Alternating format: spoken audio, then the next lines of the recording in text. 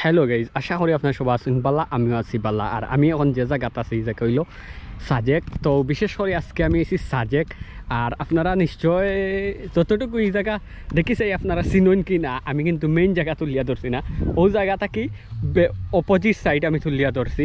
কারণ ওই লোক ওই দহকা কত সুন্দর ভিউ, এই সেরা ভিউটা সাজেক কিন্তু সেম ভিউ পাওয়া যায়। বা বান্দরবান গেলে ও সেম ভিউ, এরপরে মায়ারং টংকিতে একটা আছে, ওটা তো সেম ভিউ আমি ভিডিওত দেখছি। প্লাস অসাধারণ একটা ভিউ, আমার কাছে খুব ভালো লাগে।